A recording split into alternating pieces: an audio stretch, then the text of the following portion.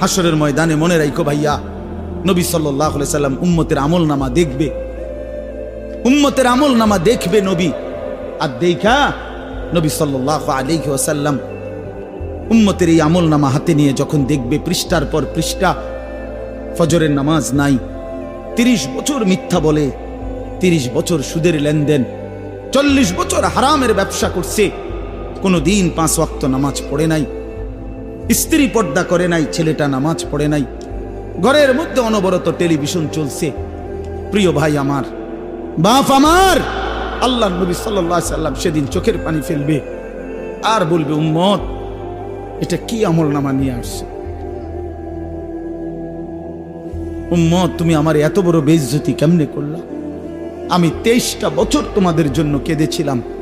সারা রাত এশার নামাজের পরে নবী দাঁড়াইছে কানতে কানতে, ফজরের আজান পর্যন্ত নবী উম্মতের জন্য দোয়া করছে আর চোখের পানি ফেলছে। তায়েফের পাথরের আঘাতে পিঠটা ছিদ্র করে ফেলছি, ক্ষুধার কষ্টে পেটে পাথর বেঁধেছিলাম,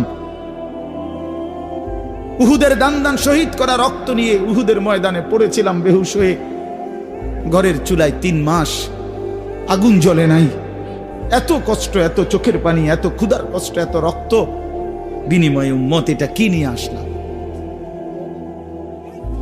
নামাজ কই, সেজদা কই, রুকু কই, ফজর জোহর আসর মাগরিব এশা কই?